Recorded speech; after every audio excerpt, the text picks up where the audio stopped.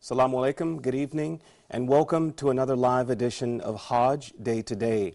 Today on the Islamic calendar is the 5th of Dhul Hijjah, and the year is 1435. On the Christian Gregorian calendar, today is the 29th day of September 2014. Thank you again for tuning in to another edition. We're continuing to dedicate this program to covering all aspects of Hajj, all the recent developments, news and information, and then also we're joined tonight in the studio with the professor of Islamic Studies from Al-Azhar here in Cairo to talk about another aspect of preparing for Hajj. Some of the news items that we're going to cover tonight related to the Hajj, we're going to continue to see the authorities there, the Saudi government, they're continuing up until the last moment to make all the final touches in preparation for ensuring that the situation is secure and prepared to handle the millions of Hajjis who have come to perform their religious duties this year. We're going to look particularly at the food services. They're going to be inspecting all the eateries. Hundreds of eateries, thousands of eateries are undergoing food inspections. We're going to look at this, as well as a look at the visas that are temporarily issued for people to come to Saudi Arabia to work.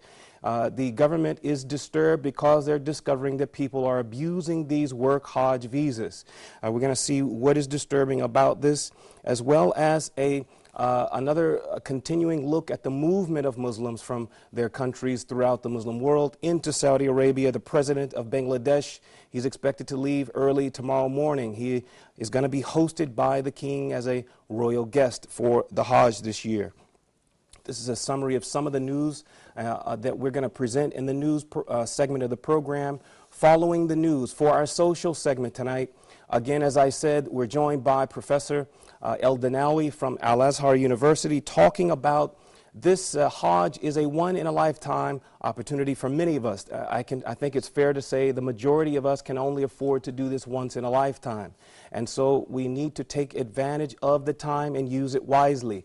So this is the topic of our discussion for the social segment following news. Before we get to this, we'll take a look at one thing that happened on this day in history. The year was 1923. This is a very important movement, an important step in the movement that establishes the modern state of Israel. On this day in history, the British mandate took effect. What this did was set aside territories, paving the way for the establishment of the state of Israel in Palestine. Again, the year was 1923 on this day in history. Just one thing from this day in history. We'll take a break and then come back with the news. Assalamu alaikum.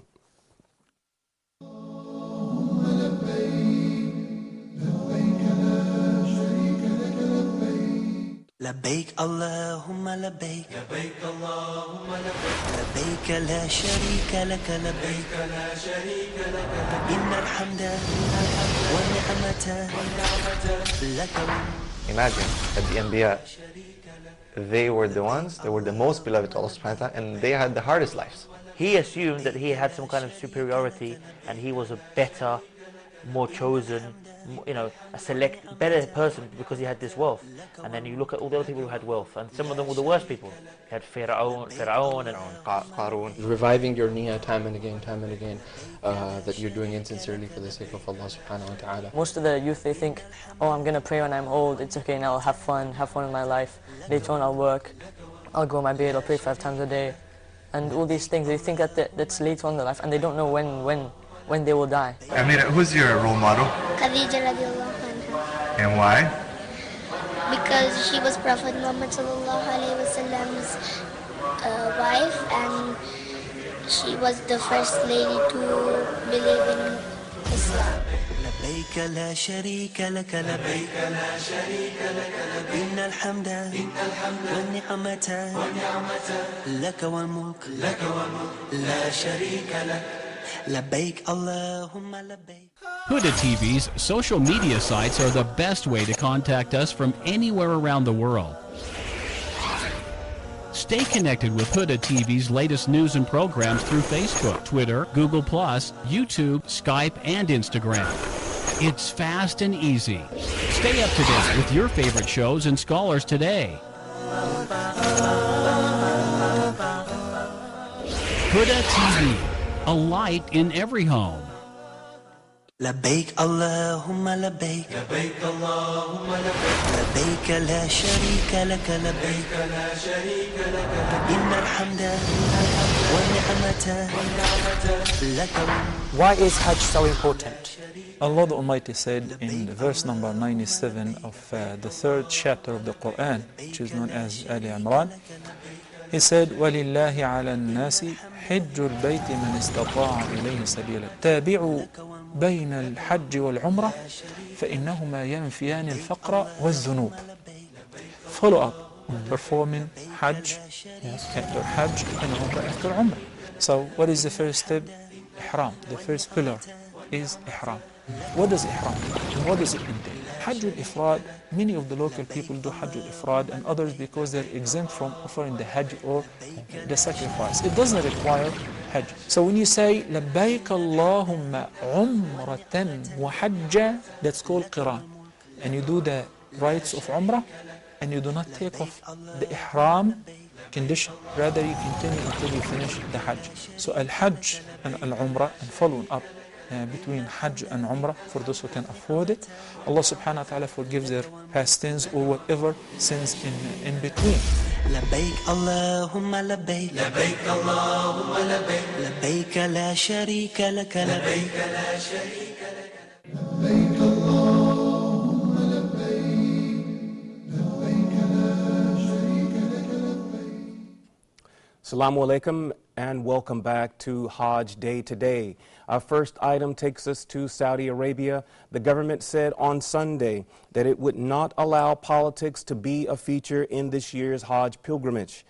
Sunday's the Interior Minister, Prince Mohammed bin Khanif Abdulaziz, he said, quote, that the behavior that spoils the pilgrimage atmosphere, endangers the lives of pilgrims, and distracts pilgrims away from their main spiritual pursuit will be totally blocked, end quote. Prince Mohammed, he continued by saying that all security agencies will be working to prevent the behavior that contradicts or distracts the essential spiritual spirit of the pilgrimage and arrest those who are using politics or ideological slogans and starting arguments to try and influence the pilgrims in one particular direction or another.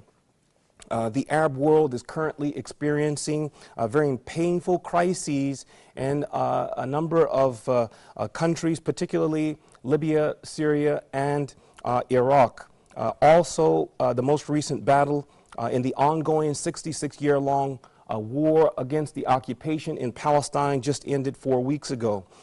This was the time at the ending of this war, this last battle, was a time when we started to see the first batches of Muslims start to make their way to Saudi Arabia for Hajj. So in this environment, this current political environment that we're facing, there's lots to talk about. However, the authorities are saying that they will not tolerate these discussions about politics and ideological interpretations of Islam.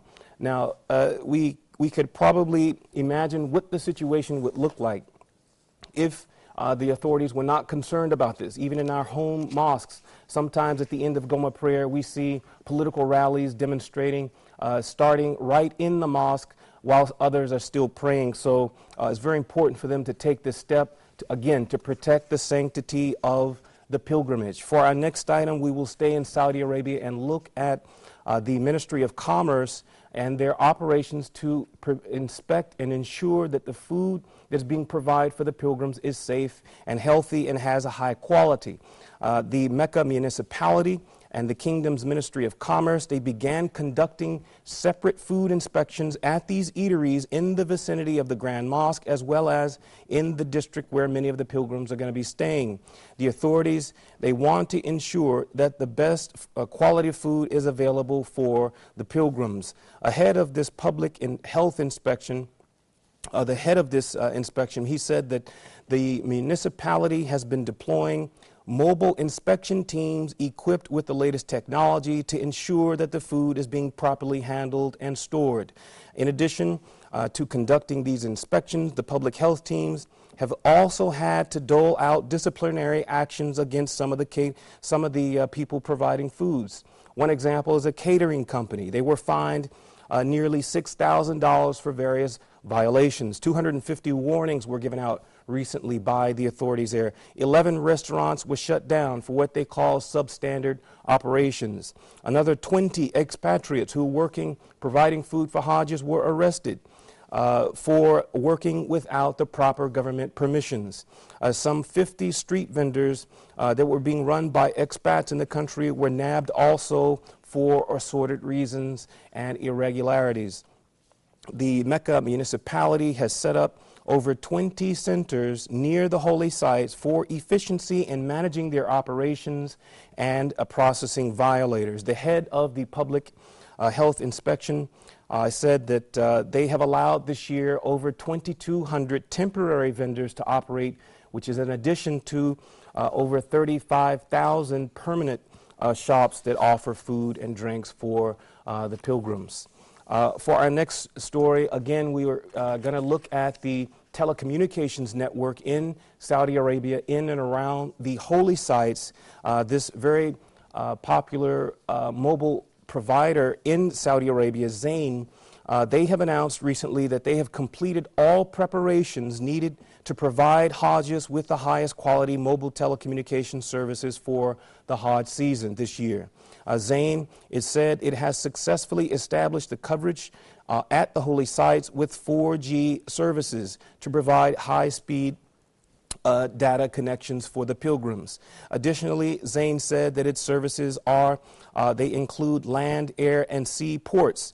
These locations have also been covered by Zain's mobile network services. In addition, the Makat stations are amply covered, they said. The company has also been handing out promotional gifts that include umbrellas to protect them from the intensity of the heat, tote bags, medical face masks, and bottles of water. They're chiming in on the current concern in Saudi Arabia with the MERS, the Middle East Respiratory Syndrome, as well as other concerns that people may have about staying healthy. So they're providing water and face masks as well as health kits for people. And they are ensuring that they will have their mobile services available for them. For our next story, we will take a look at these temporary Hajj visas that the government of Saudi Arabia issues. However, they're very concerned about a pattern that they're seeing.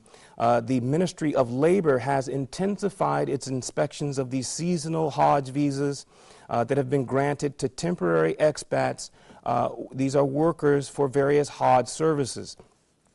This year makes the first time that the authorities have focused their attention on these visas and scrutinized them for irregularities and abuse. What the authorities are finding is that some of the foreigners are using the temporary seasonal work visas in large part to perform the Hajj. Abdullah Abu Tanin, he is the head of the inspection teams. On Sunday, he said that the Labor Ministry inspections, the inspectors, they found over 5,500 violations as of Saturday. Abu Tanin, he also said that they found workers performing work that was different from what they were supposed to be doing. The workers are hired for the season. They were found performing they were not at their prescribed locations, and they were again performing other duties. In addition to checking these work sites, the teams are also checking the various points of entry. So the government is stepping up to make sure that, again, for the first time, scrutinizing these work visas, and they found over 5,500, I think the exact number was 5,700 work visas, people working in Saudi Arabia using the work visa to perform Hajj. For our next story, we'll go to a mission that the Pakistani Hajj mission has launched to assist the Hajjs who are moving to Saudi Arabia for the pilgrimage. This is Pakistan's Office of Pilgrim Affairs in Mecca. It has mobilized a group of 1,600 staffers to provide Hajj service for the nearly 400,000 pilgrims from Bangladesh, India, and Pakistan to help them in performing the Hajj rituals more easily and with greater comfort. Saeed Abu Ahmed Akif, he is a Director General for the Hajj Affairs. He said that As of Friday, there were nearly 110,000 pilgrims who have already arrived in Saudi Arabia. Akif, he said that the mission's operation plan comprises of deploying these 1,600 staffers, including over 300 Hajj assistants, nearly 430 local assistants, and 130 in Jeddah and Medina. He also said that the plan includes a medical mission where nearly 68,000 patients have been seen and treated. There was also a report that during the treatment of some of these Hajjs, at least 27 pilgrims died in the process. There's not a lot of information about what caused the death of these 27 people. We'll have to look a little more and see what happened. But alhamdulillah, they're providing a service to make it easy for the Hajjs to travel and adjust once they get there. Next, we will go to take a look at a story from Saudi Arabia for a decision that has recently been made by the Hajj ministry to set the retirement age for these Hajj guides at the age of 65. A number of these mutawifs, these Hajj guides, they have strongly criticized this decision by Saudi's Hajj ministry to force them into retirement at the age of 65, saying that the move would force them into unemployment.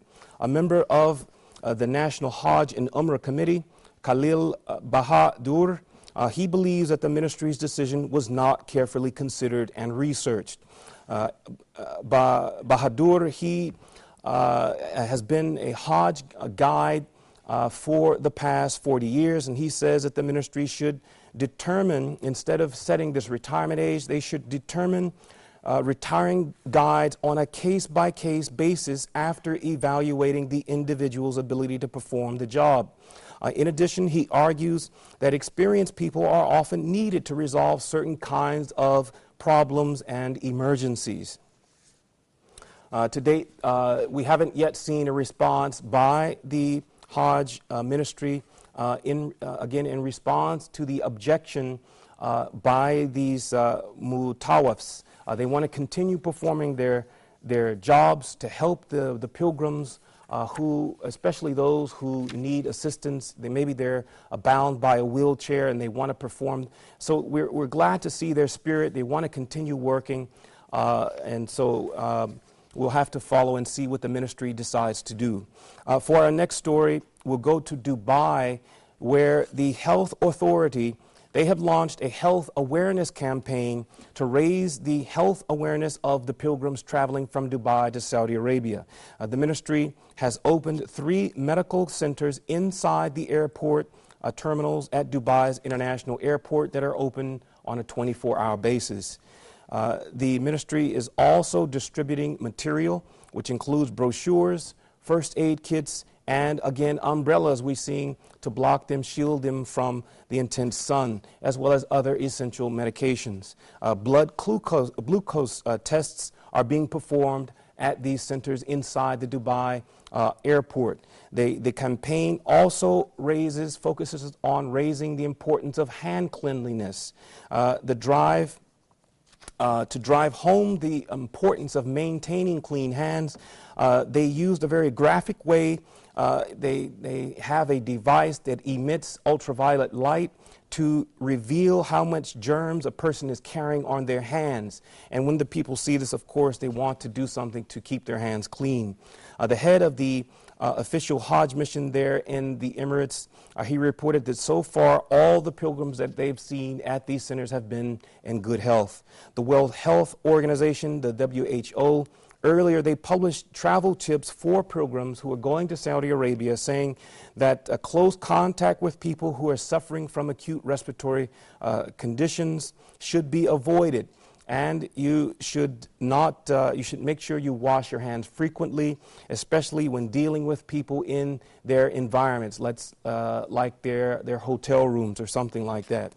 Travelers are also urged to seek medical aid if they begin to show signs of illness. This year we see about 10,000 pilgrims traveling from Dubai to Saudi Arabia. We'll go next to Bangladesh to look at a report here that the president of Bangladesh, President Abdul Hamid, he's scheduled to leave his home country to go to Saudi Arabia early tomorrow on Tuesday. President Hamid's press secretary said that King Abdullah invited Hamid to be a royal guest for the Hajj this year while performing the pilgrimage. The president, he will seek the divine blessings while the president is there of Allah subhanahu wa ta'ala for his country to continue to in peace, in prosperity, and in wellness. Local sources report that more than 58,000 Bangladeshis are traveling from Bangladesh to perform Hajj this year in Saudi Arabia. 58,000 have already arrived, and another 40,000 are on the way still, for a total of nearly 99,000 Bangladeshi Muslims performing Hajj this year.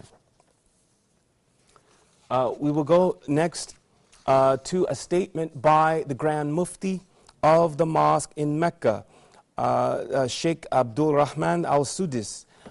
He has signaled out the pilgrims from Malaysia for what he said was their exemplary attitude and discipline when following the Hajj procedures.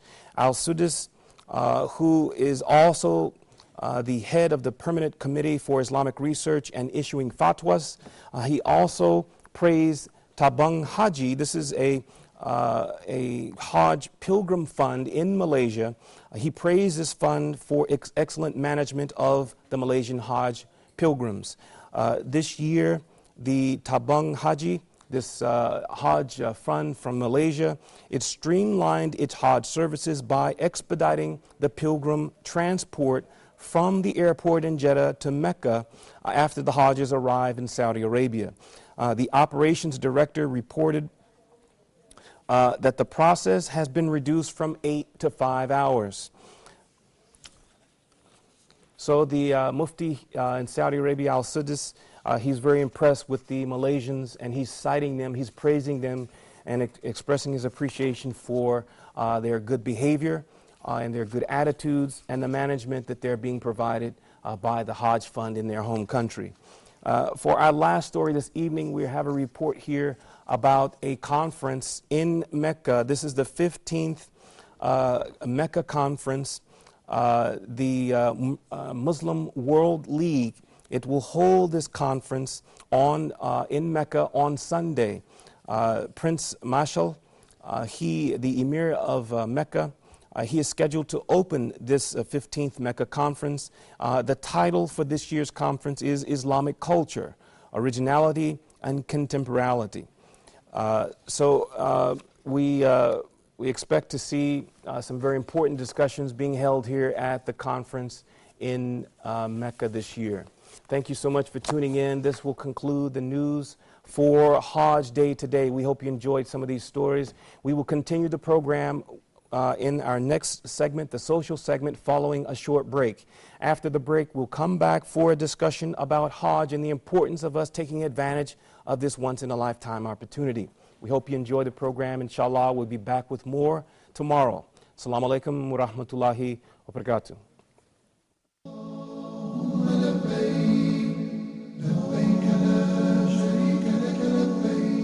لبيك اللهم لبيك لبيك اللهم لبيك لبيك لا شريك لك لبيك لا شريك لك. My name is Muhammad Tim Humble, and I'm here to talk you through some of the most important and some of the most significant lessons that we can take from this time of Hajj with the permission of Allah subhanahu wa ta'ala. And what I'd like to begin with right at the beginning is to talk about Hajj in perspective. We've talked about a number of things so far by way of introducing the Hajj and its importance, and why it's so important for us in this series to explore the lessons and the benefits of the Hajj and the kind of things that we want to be able to come out of the Hajj with after that long test and that long training program, and to come out with something which makes us not only better people, but people who achieve the paradise which Allah subhanahu wa ta'ala has promised for those people whose Hajj is accepted. لبيك لا شريك لك لبيك لا شريك لك إن الحمد والنعمة. Your questions and comments mean a lot to Huda TV crew, so please don't hesitate to contact us on social media. On Facebook, www.facebook.com/huda.tv. On YouTube, www.youtube.com/hudatv. On Twitter, @HudaTV channel.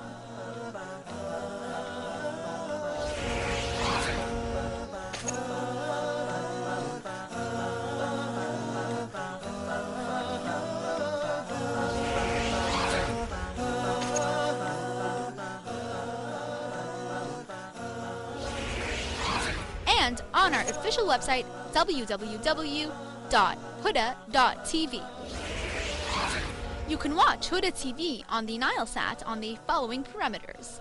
Frequency 11747.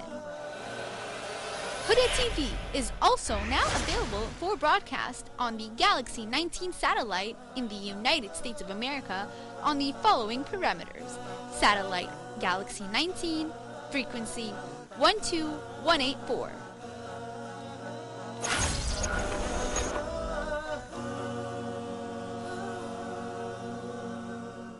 Huda TV's social media sites are the best way to contact us from anywhere around the world. Stay connected with Huda TV's latest news and programs through Facebook, Twitter, Google+, YouTube, Skype, and Instagram. It's fast and easy. Stay up to date with your favorite shows and scholars today. Huda TV, a light in every home. لبيك اللهم لبيك لبيك اللهم لبيك لبيك لا شريك لك لبيك لا شريك لك إن الحمد والنعمة لك. And the talbiyah, as we all know, is when a Muslim would say لبيك اللهم لبيك لبيك لا شريك لك لبيك إن الحمد والنعمة لك والملك لا شريك لك. Should not say that. Every Muslim should perform Hajj.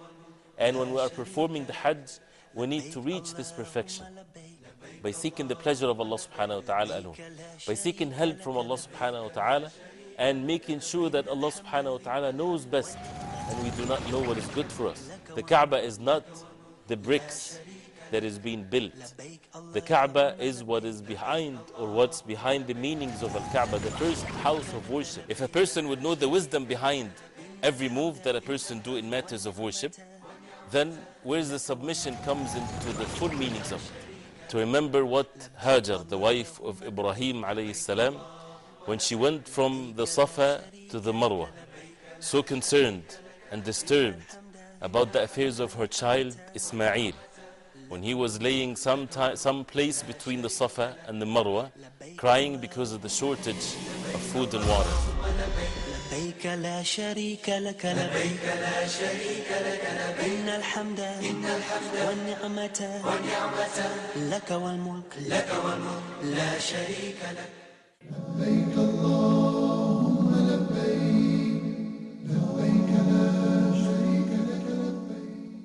Assalamu alaikum wa rahmatullahi wa barakatuh, my dear brothers and sisters in Islam. Welcome back to Hajj Day today. It's so beautiful to be back with you here tonight as we continue to talk and lead up to our Hajj season, inshallah, that's about to start very, very soon in the next few days.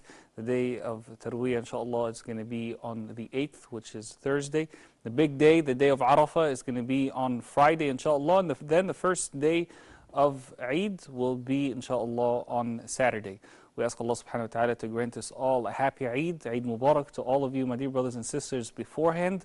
And inshaAllah, we ask Allah subhanahu wa ta'ala to allow us, all of us who are watching here tonight, to benefit from the lessons of Hajj. Whether we are people who are at Hajj this year, or those of us who were not able to make it this year, but are going to be watching their brothers and sisters perform Hajj. There are many lessons that we can all learn. And tonight, inshallah, my dear brothers and sisters, I'm going to be joined by two great guests that you've seen here often on our programs on Huda TV, especially on our nightly program Huda Tonight, and we're going to summarize these lessons so that in this specific episode, especially our brothers and sisters who are watching us either from Mecca or from Medina or anywhere else, close to those two areas, can really contemplate on these lessons before they begin their Hajj. And those of us who are going to be watching our brothers and sisters during the Hajj season through our TV sets, we can also contemplate about these great lessons and implement them in our lives, inshallah. So, my dear brothers and sisters, I'm going to be joined in just a moment by Dr. Mahmoud Ad-Dinawi and by Sheikh Zakaria Ibrahim, inshallah. So, we'll take a look at this short report and then we'll be back to begin our discussion.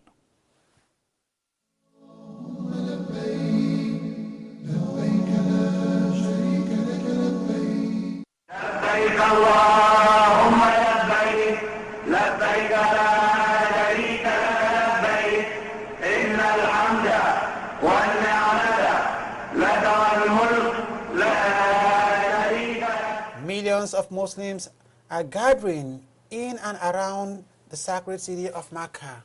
They are coming from every corner of the globe to perform the sacred rites of Hajj. We pray to Allah to bless all Muslims and accept their Hajj and devotions. The pilgrims come in peace and spend their time together in the most peaceful and respectful manner. They do not harm anyone or anything. This is also the spirit of Islam. Islam is a total commitment to care, compassion, and kindness. Hajj is the symbol of this commitment, and it must be manifested in our daily life. The pilgrim keeps on moving all the time, all the way, with tawaf, sa'i, going to Mina, Arafat, Muzdalifah, Mina again, around the Jamarat and other places. It is a dynamic ceremony, and this is the way a Muslim's life should be. Motion, action, and sacrifice. These things bring success in this life and salvation in the hereafter. Hajj is a practical field where pilgrims are trained to be tolerant, patient, and restrain their anger, which is caused by the crowd of people. Tiredness and fatigue, either on the way to Hajj or during tawaf, circumambulation, sa'i, throwing pebbles, or any other rites. Pilgrims know that they are guests of the merciful soul. Honoring them and being patient with what some of them do is a sign of glorifying Allah the Almighty. During Hajj, pilgrims do great deeds within a short period of time in different places that are far from each other and crowded. This shows that humans have great potential and a latent energy that, if utilized, would yield its fruits in double or even more than this. This is a great lesson for Muslims that teaches them to get used to utilizing time and not wasting it. When a pilgrim sees the crowd of people surging over each other at one place while wearing the same type of clothing, uncovering their heads and wearing only izar, lower sheet, and rida, upper sheet, while abandoning the pleasures of the worldly life, he will remember the day of judgment and thus will prepare himself for the hereafter, as he will look down upon the joys of life and disdain indulging in its pleasures. How abundant are the lessons of Hajj, and how great are its blessings. May Allah grant us all the ability to visit His house and perform the Hajj in the manner of the Prophet Muhammad sallallahu alayhi wa sallam. لبيك اللهم لبيك لبيك لا شريك لك لبيك إن الحمد والنعمة لك والملك لا شريك لك. لبيك اللهم لبيك لبيك لا شريك لك لبيك. Amin to that last beautiful dua. May Allah subhanahu wa ta'ala reward Brother Ismail, who is a producer here at Huda TV. May Allah subhanahu wa ta'ala reward him greatly for writing this report and narrating it with his beautiful voice, inshallah. My dear brothers and sisters, thank you so much for continuing to be with us here this evening as we try to summarize for you some of the lessons of Hajj. And we decided to call tonight's episode Seize the Moments of Hajj, because they're really just a few moments. You know, people may think that Hajj is a really long process, but when you're a person who actually does Hajj, you'll see that time flies so quickly and you need to do so many things. So, you know, you may actually miss out on a lot if you don't concentrate. So we hope, inshallah, that we can beforehand, before going to Hajj, contemplate on some of the lessons that we can learn, whether we're going to be at Hajj this year or we're going to be watching it through Huda TV, of course, and other channels as well, inshallah. Let me welcome my great guests here tonight. Sheikh Zakaria Ibrahim, Assalamu alaikum wa rahmatullahi wa barakatuh. Thank you so much for being with us. Alhamdulillah, pleasure. Barakallah feek.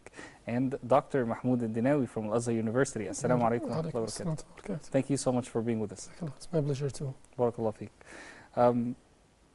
Sheikh Zakaria, let me begin by asking you about pilgrims. Our brothers and sisters who may be watching us right now, either from Mecca or from Medina, they're going to be moving around all the time. You know, Hajj is not about just, you know, isolating yourself and sitting in one place and that way you get the reward. It's about moving. People are moving from making tawaf to making sa'i, you know, to going to Mina, to going to Arafah, going to Muzdalifah, coming back to Mina, you know, throwing the jamarat and all of these things. There are a lot of motions, actions and sacrifices which bring hopefully success in this life and also salvation in the hereafter. We ask Allah subhanahu wa ta'ala for that. What are some of the lessons that Muslims can benefit from in their life from Hajj? Bismillahir Rahmanir Rahim. Sallallahu alayhi wa sallam. I think so I'll just elaborate on what you had mentioned, and something which maybe we could use to contemplate and ponder about is that if we look at some of the outward ibadah that we do in our daily lives, for example, like your salah, your fasting, your zakat, your sadaqah, your charity that you give out, if you look at Hajj combines both these actions, meaning that in Hajj a person is walking, making the tawaf, there's movement. Same like in your salah, there's movement. And then also a person uses, like in zakah, you give your money to a recipient, you give from your wealth. It is a pact that you made with Allah subhanahu wa ta'ala that once your money reaches a certain amount, then you have to give off of that zakah. And similarly in Hajj, when you have the ability to perform that Hajj, now this person uses from his own wealth in order to go out for this Hajj. But one thing that we didn't realize is that Hajj, although it combines both these actions, it is much more intense. Like we have made mention, a person starts off with his tawaf, and then in that millions of people, you know, and then it's his sa'i after that, which is also a bit of intense, you know, it's intense, and then it's moving amongst those millions of people in the heat towards Mina. So all of these motions and actions are more intense. And similarly, like you're using from your wealth, you know, you're giving out, you're leaving your business behind, you're leaving, you know, you're sacrificing, leaving a lot at home and moving towards this Hajj. So subhanallah, it is such a great and high action which has been blessed upon mankind. And I think that it is only with due respect that we take as much benefit as possible in order to gain. And inshallah later on in the show we will be speaking about the merits and the deeds which Allah subhanahu wa ta'ala has blessed on these few days, which we have made mention that it's just a few days, but so much of deeds and so much of gaining nearness towards Allah subhanahu wa ta'ala.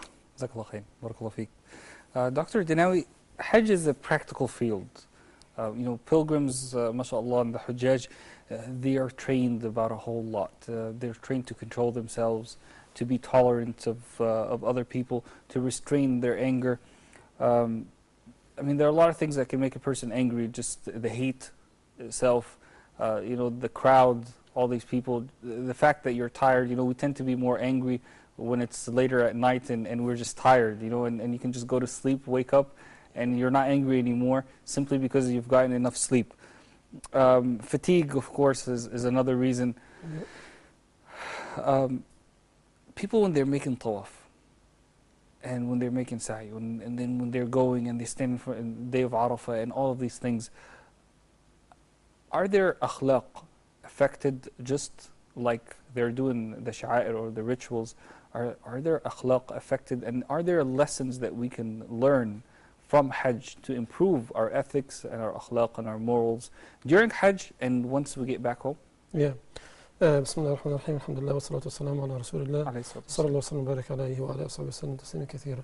Hajj is one of the acts of worship, and in each act, in a prayer we learn something, in fasting we learn something, in paying zakah we learn something, and the same thing applies to Hajj. The first and the most important lesson that we can learn is to forget about selfishness. Over there, you are for your brothers. As the Prophet ﷺ, he said that the example of believers as one body, if one part feels ill, the whole body itself will feel ill. So over there, you can, for example, you can give your umbrella to your brother. If your brother is in need, you can help him. You can, sometimes you might give him some of your money. You might, anyway, give him the priority as the Sahaba of the Prophet ﷺ used to do. And as you mentioned, you are controlling yourself.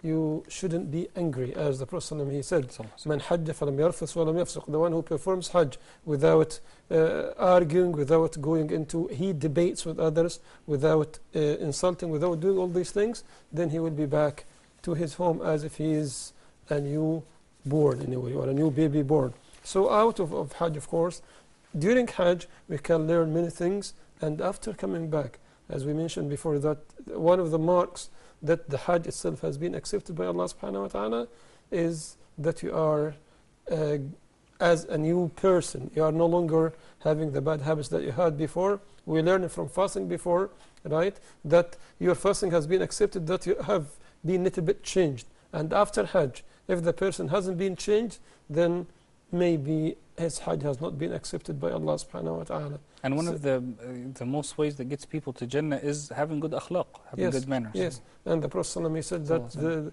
having good manners or having akhlaq, you will have the same reward as the mujahid and as the one who goes for the cause of Allah subhanahu wa ta'ala. إن الرجل لا يبلغ بحسن الخلق ما يبلغه الصائم والقائم. So by having this good akhlaq, you are getting a great reward by Allah subhanahu wa ta'ala. And Allah subhanahu wa ta'ala praised those who said, وَمَنْ أَحْسَنُ قَوْلًا مِمَّنْ دَعَا إِلَى اللَّهِ وَعَمِلَ صَالِحًا. Who is better than in saying is the one who calls for Allah subhanahu wa ta'ala. And Allah subhanahu wa ta'ala, before talking about prayer in Surah Al-Baqarah, he says, وَقُولُوا لِلنَّاسِ حُسْنًا وَأَقِيمُوا الصَّلَاةِ. And talk gently to people and then perform prayer. So subhanallah, manners come first before even, subhanallah, establishing prayer or performing prayer and so on. Barakallah feek. Thank you so much, Dr. Zainab. Sheikh Zakaria, when we witness our brothers and sisters at Hajj and we see the huge crowds and people, kind of shoving each other and pushing each other so they can kind of, get to where they need, and they're wearing very basic clothes, just maybe 2 sheets, we're reminded very much of the hereafter, the Day of Judgment. What lessons can we learn for our hereafter from either being in Hajj or watching the Hujjaj? I think so. On this matter here, we could combine it with what we were speaking of before, because we should remember when we are going out for Hajj that unfortunately you will find those who travel for Hajj with dishonorable intentions. Then you will find those who travel for Hajj to cause problems, like for example, you will get your pickpocketing, You will get those who are oblivious of the people around them, who do not take heed of the people, of their surroundings. You're pushing, you're shoving, so you get all of these qualities within, for example, the tawaf. And then you're also getting, with that, you're getting immense heat. All of these things here, we should understand that here is again where we should display our character, where we should be able to persevere patience. I know once in the Alfiya ibn Malik, there's a poem where this person makes mention, and he says, لأستسهلن الصعب أو أدرك المنى فمن قادت الآمال إلا لصابري. That I will continue understanding my difficulties as ease until I reach my goals. And no goals are not reached except, or objectives are not reached except by those people who have perseverance and by those people who forbear. So we have a goal to reach in Hajj. And the goal that every person needs to reach in Hajj is for the acceptance of Allah. And the main role in that acceptance is going to be your character and the way you associate with your surroundings and what is happening around you. So you're going to be humble as possible, with humility, with patience. Like Doctor was saying, that if you have an umbrella, passing it on, assisting an old person. Sometimes maybe you're with old people and they might push them around, having patience, not trying to fight, I remember when I and my friend went for our first Umrah, and we just wanted to reach the Hajar Aswad, And so I said to my friend, okay, let's hold each other's hand and we try and go. And before we could reach, we started seeing that we're no more on the ground, our feet is in the air because of all the pushing. So I said to him, you know what, I don't think so, I'm going to, because what happens is you literally become involved in pushing. Yes. And you literally become involved in being aggressive because of everybody trying to reach that certain place which you want to reach. And the only thing that you need to do is that you need to calm down, display your humiliation, be passive, and move back and carry on displaying your character. Dr. Nawi, I want to ask you the same questions and hear your your thoughts about it. When we think of Hajj, we are reminded a lot about the Day of Judgment. Your thoughts? Yeah, this is I think Hajj itself is, I would say, is the last destination of our life, because Hajj, as Allah subhanahu wa ta'ala, He says, the verse in Surah Al-Ma'idah when He says, اليوم أكملت لكم دينكم, today I have made your religion perfect, and it was revealed on the day of Arafah. So Hajj is the last thing that the person is going to do. And the same also reminds us of the Day of Judgment, when people are wearing the same clothes, when we are no longer having anything. When we meet Allah subhanahu wa ta'ala in the Akhirah, we'll have nothing. No money, no position, no kids, nothing at all. The same now, we are leaving our kids, we are leaving our belongings, our positions, everything, mainly for the sake of Allah subhanahu wa ta'ala. People are running, as Allah subhanahu wa ta'ala, in more than one verse, He says, فَفِرُّوا إِلَى اللَّهِ وَسَارِعُوا إِلَى مَغْفِرَةٍ سَابِقُوا إِلَى مَغْفِرَةٍ مِّن رَبِّكُمْ. All verses in the Quran says, run towards Allah subhanahu wa ta'ala. Push yourself. It's a matter of struggle. You are struggling to Allah subhanahu wa ta'ala, as He says, يَا أَيُّهَا الْإِنسَانُ إِنَّكَ كَادِحٌ. You are struggling until you reach the destination, which is Allah subhanahu wa ta'ala. So by doing Hajj here, you are taking exactly, I would say it's a resemblance to the Day of Judgment. All people are gathered, and everybody in Hajj is very worried. Is his Hajj accepted by Allah subhanahu wa ta'ala or not? The same thing as in the Akhirah, everybody will care only about, will he be given his book by the right hand or by the left hand? Is he going to paradise? Is he going to hellfire? And all these things. So this is, I would say, one of the most important lessons that we can learn in Hajj, that usually we have, as the hadith says, that we have to remember death, because everybody can die anytime. And in Hajj, you have come to the conclusion that the dunya, or this life, is zero. As Allah subhanahu wa ta'ala said in more than one verse, اعلموا أنما الحياة الدنيا لعب ولهو وزينة وتفاخر بينكم. You have to know that this life is just a matter of play, and at the end, when this is finished, you are going to meet Allah subhanahu wa ta'ala. So by this great gathering in Hajj, we are supplicating Allah subhanahu wa ta'ala, especially those blessed days about which Allah subhanahu wa ta'ala, He swore. And when Allah subhanahu wa ta'ala swears by something, as He says, وَالْفَجْرِ وَلَيَالٍ عَشْرٍ, means that these days are important to Allah subhanahu wa ta'ala. We have, as you said in the beginning, we have to seize the opportunity of this moment of Hajj. Barakallah feek. Jazakallah khair, Shaykhana. Shaykh Zakaria, subhanAllah, people in Hajj don't have a lot of time, but they do so much, and they move from one place to another. Do you really think that this has anything to do, or one of the lessons that we can learn from it is the importance of time in a Muslim's life? And if we really push ourselves, and concentrate, that we would be able to do a whole lot more than we do, maybe double or triple or even quadruple more of what we do in our normal lives, if we focus and we concentrate and we have specific goals? The format of Hajj, the structure of Hajj shows you that time cannot be wasted. Because at certain times you have to be at Mina, then again you have to, if for example you have to leave Mina after the Fajr, and then on your way to Arafah, and then there are some prayers which cannot be done at Arafah, like the Maghrib and Isha, which has to be done at Muzdalifah. So there's certain structures, there's certain strategy which Allah subhanahu wa ta'ala is trying to show us. There's a certain consistency and steadfastness regarding your time. So most important here is that we need to realize that the time is most important. And like Nabi Sallallahu Alaihi Wasallam had mentioned on the day of Qiyamah, that a person will not move a step forward until he is asked on four things: your life, and how did you spend it; your knowledge, and how did you give over your knowledge. Where Allah subhanahu wa ta'ala says your knowledge, and how did you give over your knowledge. And where Allah subhanahu wa ta'ala will ask also of your time, and how did you spend your time, and your wealth, where did you earn it, and how did you earn it. So all of this here is to do with time.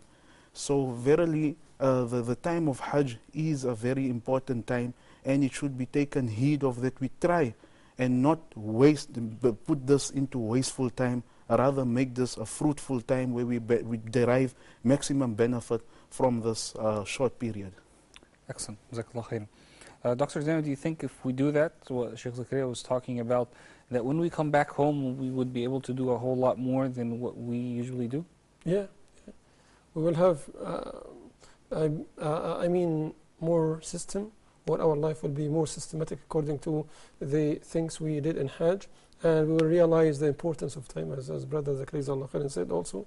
And as Allah subhanahu wa ta'ala, the Quran dedicated some chapters having the names of times, like Al-Layl, like for example Al-Fajr, like Al-Asr, because they are very important. Our age anyway is very limited. And the Prophet he said in the hadith, اغتنم خمسا قبل خمس, try to choose these chances before you lose them.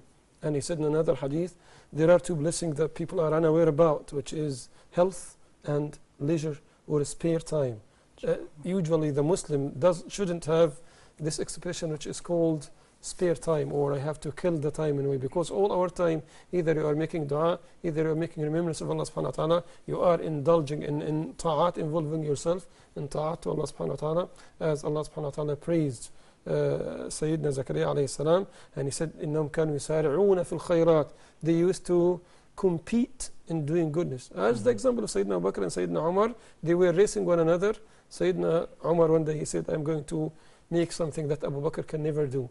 I'm going to dedicate half of my money for the sake of Allah subhanahu wa ta'ala. And over there, he found Sayyidina Abu Bakr dedicated all his money for the sake of Allah subhanahu wa ta'ala. Right? So this is the Hajj, the one who has gone for Hajj, and the one who is about to go inshallah next year.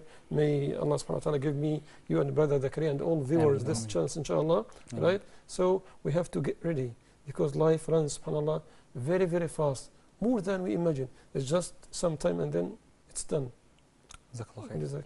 My next question is to both of you, because I think it's really important and relevant in the time that we live in.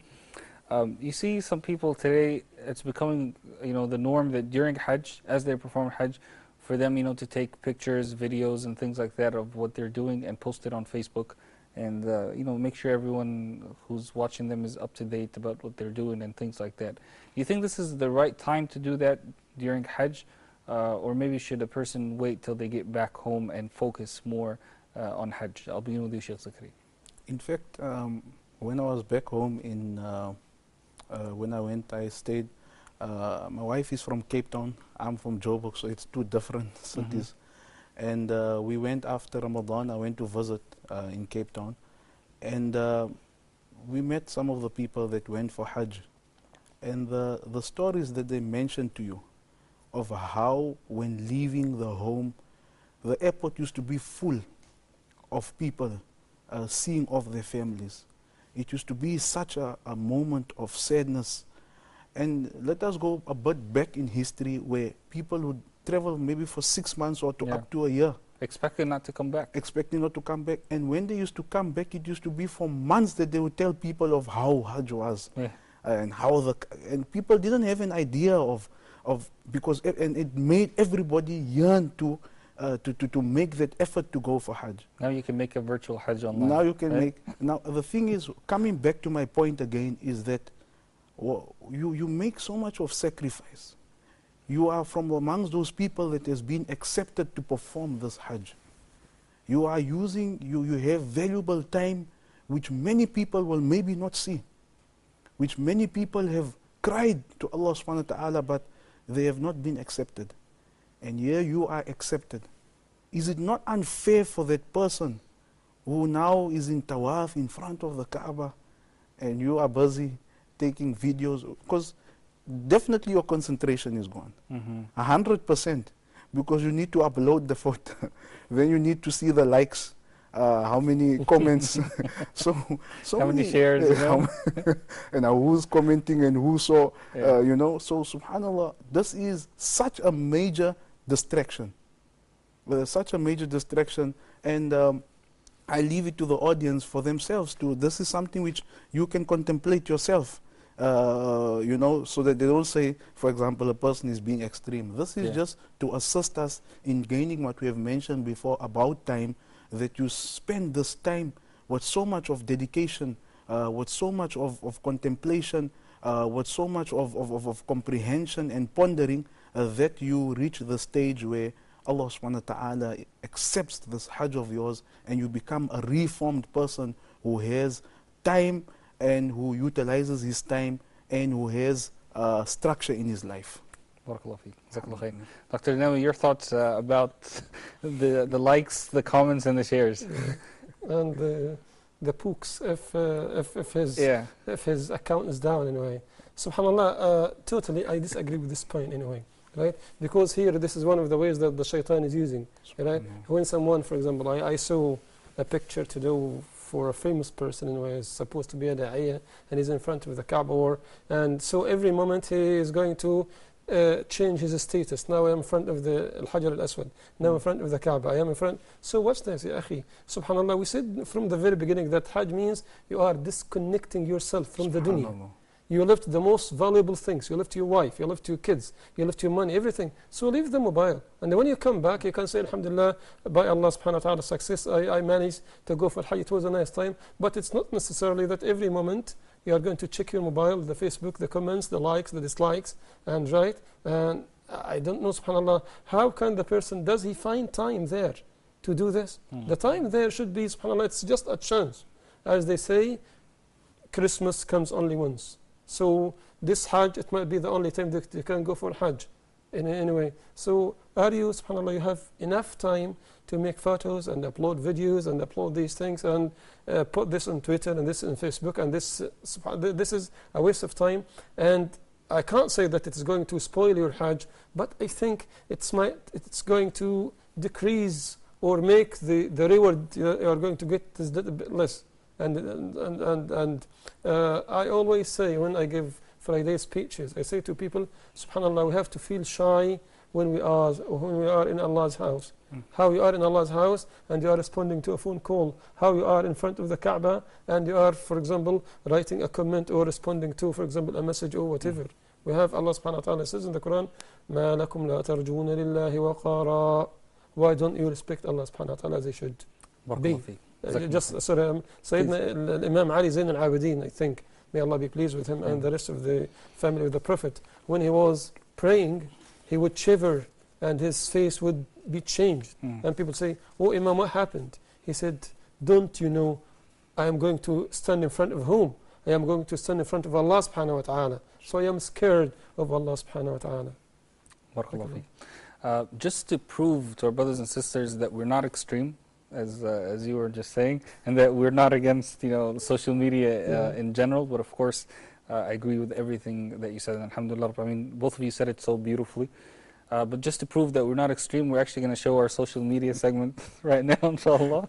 And my dear brothers and sisters, what we do is that every week we take quotes from famous callers and scholars on Facebook, inshallah, and we try to share them with you. So please do enjoy this social media segment. We'll be back in just a moment.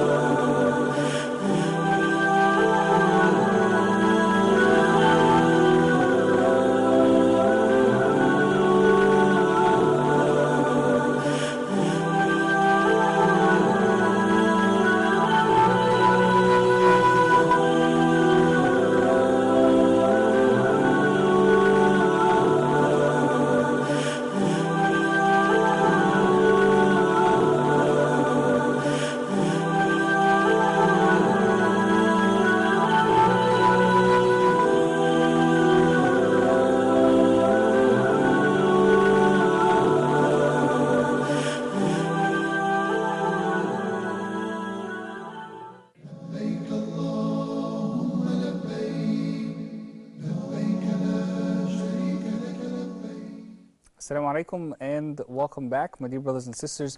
We do have about 10 to 15 minutes left in the program, and we would like to open up our phone lines so that you can join us here in the discussion, inshallah. If you have any thoughts that you want to share with us, any questions, if you are there for Hajj and you may be unsure about a couple of things, do give us a call and share your thoughts with us.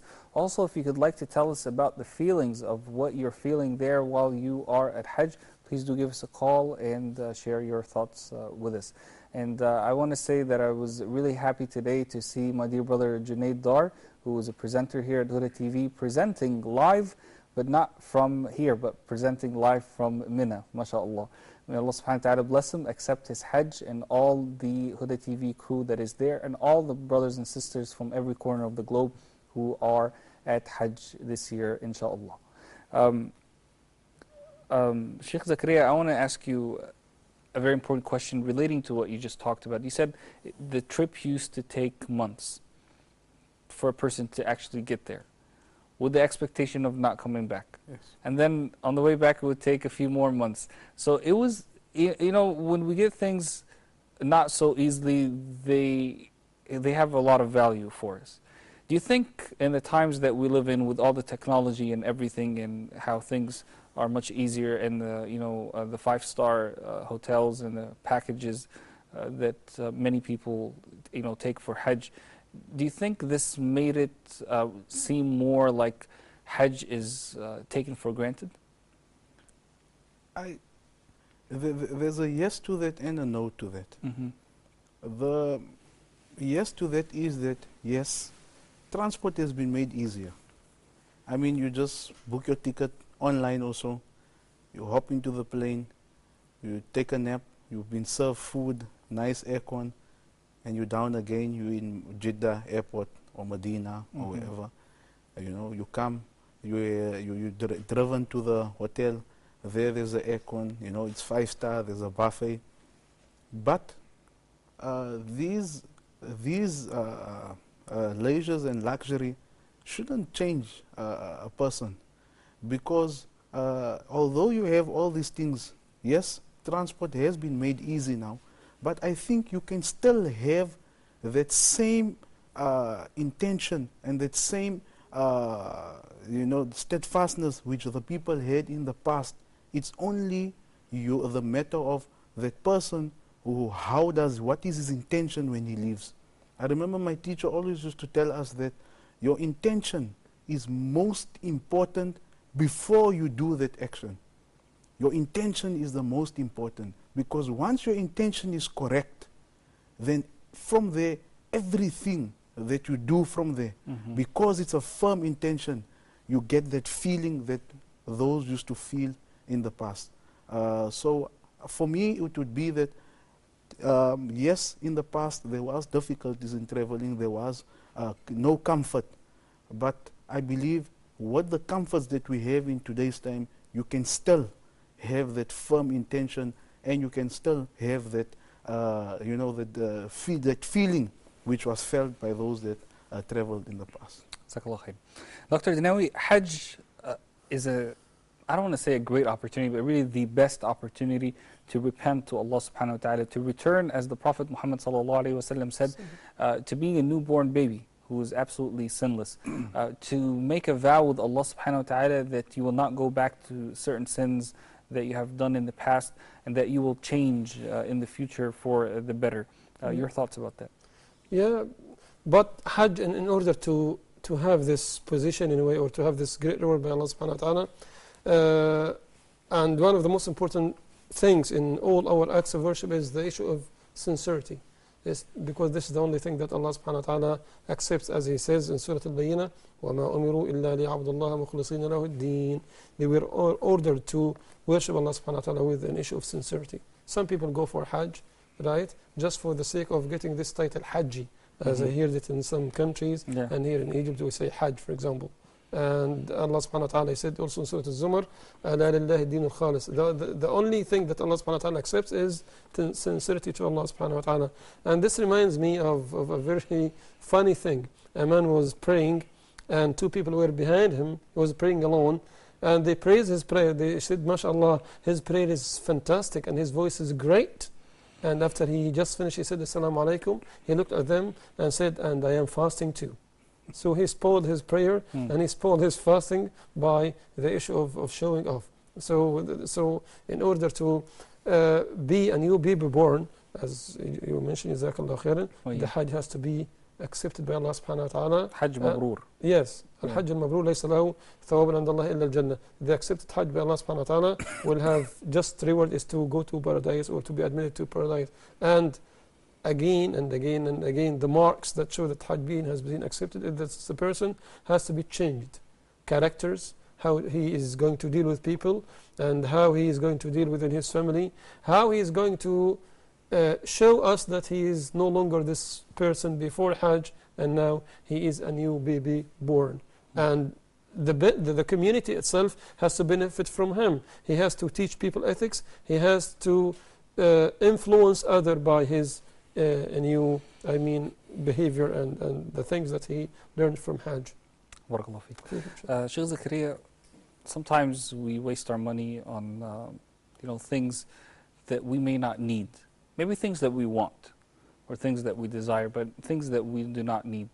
For example, and then people come out and they say, I don't have enough money for Hajj. But you see that same person, he has a, mashallah, nice house, but then he went and bought a bigger house, right? And that's why he doesn't have money. At the same time, a person, he has a good house, but then instead of saving money for Hajj, he goes and buys a piece of land, for investment or things like that.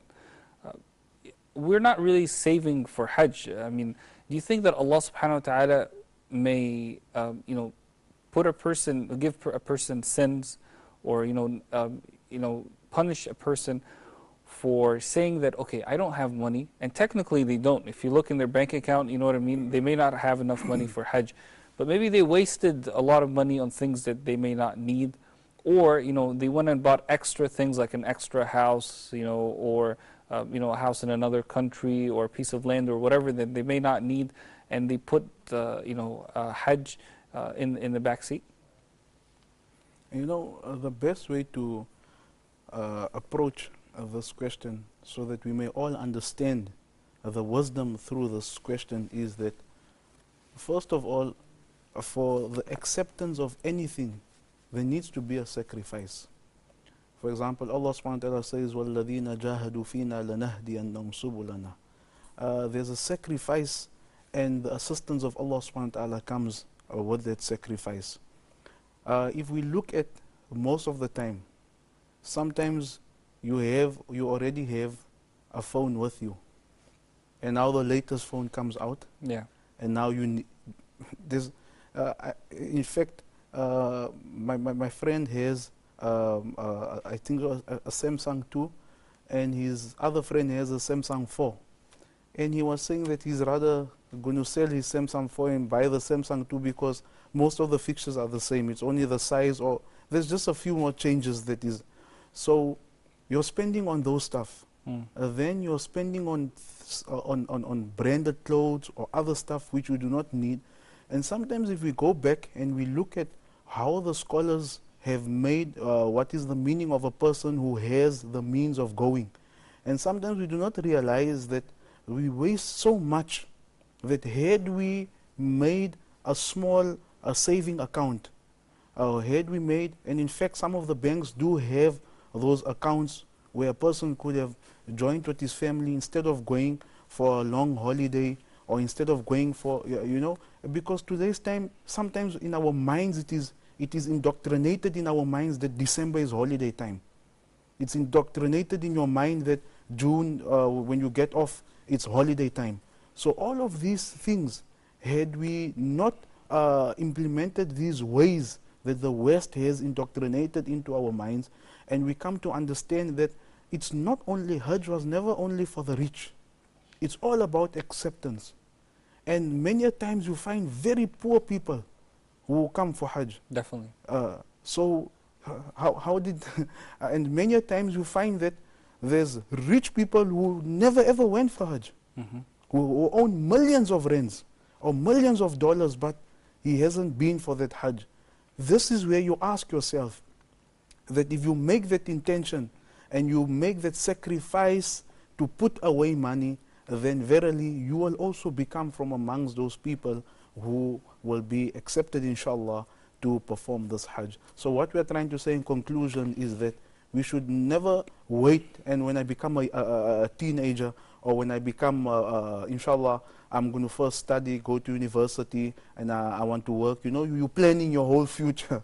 Without planning Hajj. Without planning Hajj. And then you end up saying, I don't have money for Hajj. I don't have money for Hajj. So it's not an obligation for me, right? So what we're saying is, make that small. And subhanallah, what is the best part of this year is that I read in the commentary of the hadith, إِنَّمَا الْأَعْمَالُ بِالنِّيَّاتِ, that if you have a firm intention to do something and you do not get the opportunity to do that, then Allah subhanahu wa ta'ala will grant you the reward for that firm intention of yours. So you can either go for the Hajj physically, or internally make that firm intention. And if you did not go physically, then inshallah when you close your eyes, Allah subhanahu wa ta'ala will still give you that reward for the intention that you had made and the effort. Jazakallah khair. Barakallah feek.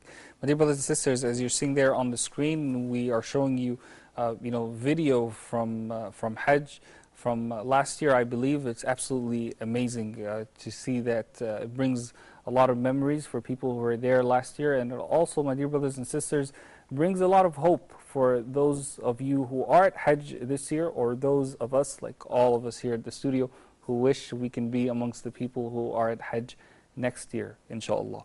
Dr. Dinawi, will a person be punishable if they do what I just mentioned and what Sheikh Zakaria was talking about, that they procrastinate Hajj so much, spend money on other things and waste that money? I'll give you even a small example. Sheikh Zakaria was talking about the smartphones and things like that. Yeah. I know people who not only get the latest phone, but they get a special gold plate around it, made of gold. So they can make their phone better than the competition. Yeah. What happens is, I think that most of us, we need to rearrange our priorities, right? So the problem is that sometimes we make Allah subhanahu wa ta'ala as our own last priority. Sometimes we respond to emails and doing these things, and then it's about 5 minutes for Asr. Oh, I didn't pray Zuhr. I have to catch Zuhr now before Asr comes, and then wait till the Maghrib comes, and then wait till the Isha. When the Isha is on, the Isha time until the Fajr, so I can't postpone the Isha until late anyway. No, Allah subhanahu wa ta'ala, as the hadith says, for example, أحب الأعمال الله الصلاة في وقتها. The most beloved things to Allah subhanahu wa ta'ala is to pray on time. And Allah subhanahu wa ta'ala said in Surah Al-Imran, لن تنالوا البر حتى تنفقوا مما تحبون. You will never reach the stage of birr, or the best thing that Allah subhanahu wa ta'ala loves, until you spend the most beloved thing you have. So instead of, most people are curious and are very keen to save money for future, to have a new car, to have a new home, but he doesn't think about Hajj. He say, alhamdulillah, I'm still too young, and I'll make Hajj when I get old. So who gave you the guarantee that you are going to live until you become old anyway? And I think Lady Fatima or Lady Aisha, may Allah be pleased with them, before giving money to the poor, she used to put some perfume in that money. And when people asked her, why you do this? She said, because the sadaqah, charity, it falls in Allah subhanahu wa ta'ala hand first, and then it goes to the poor. SubhanAllah. We only have about a couple minutes left, so a final message from both of you, inshallah, to our brothers and sisters who are there at Hajj this year, and also those who are going to be watching Hajj. This may be the last time that we're all here together, giving a piece of advice to our brothers and sisters before Hajj actually starts. Inshallah, the piece of advice that I would give is that everybody, those who have the opportunity and are there for Hajj, your yearning should be of only two. One is to purify your sins, to purify and cleanse yourself. And secondly is that you make it, that you know that this is a Hajj Mabrur by coming back home and doing that change, so that because that accepted Hajj in the eyes of Allah is a paradise for that person. And secondly, I love the point that the doctor mentioned in the end, is that for the viewers at home, and this really touched my heart, that do not leave actions for the last. Let us not put Allah subhanahu wa ta'ala behind us. Yes. Rather, let us run forward. When the time of the adhan comes, let us run forward for that salah. When the time, now if those who have intentions to go for Hajj, let us take a look again at our lives. Let us look at the people who are there for Hajj and take heed and take a lesson from this year and make that effort to be those that will next year, inshallah, or in a few years to go, time to come. May Allah accept all of us to go for Hajj, inshallah. Barakallah feek. Jazakallah khairan, Shaykh Zakaria. Dr. Dinawi, your thoughts? Yeah, and my advice to my brothers and sisters there, inshallah, may Allah have their Hajj accepted, is concentrate only on Hajj. Concentrate on worshiping Allah subhanahu wa ta'ala, and disconnect yourself from the people, and try to connect yourself to the Lord of the people. Just make phone calls when it's necessary. You just want to say you are okay to your family members, to your wife, to your kids, but don't keep yourself busy with social networks and changing your status every few minutes. This is going to make you distracted away. And supplicate to Allah subhanahu wa ta'ala, and please, brother and sister, don't forget the sufferings of our brothers all over the world, and especially in different parts of the world, in Syria, in Yemen, in Iraq, in Palestine, and make dua for them, and may Allah subhanahu wa ta'ala reveal their calamity and reveal the calamity of the ummah. And to those who are in their homes, just make pure intention and ask Allah subhanahu wa ta'ala to make you the way for Hajj for next year. If you have money, as I said, make it your priority, that inshallah, promise Allah subhanahu wa ta'ala that you are going for Hajj next year. And inshallah, Allah will give you the reward for your intention, even if you are not there. Inshallah. Barakallah feek. Jazakumullah khairan. I appreciate it. My dear brothers and sisters, thank you so much for having been with us here tonight on Hajj Day Today, our continuous live coverage of this year's Hajj, the year 1435, after the hijrah of our beloved Prophet Muhammad sallallahu alaihi wasallam. Thank you so much to both of you once again for being with us. Jazakumullah khair. My dear brothers and sisters, we'll be back again with you tomorrow night, inshallah. Until then, assalamu alaikum wa rahmatullahi wa barakatuh.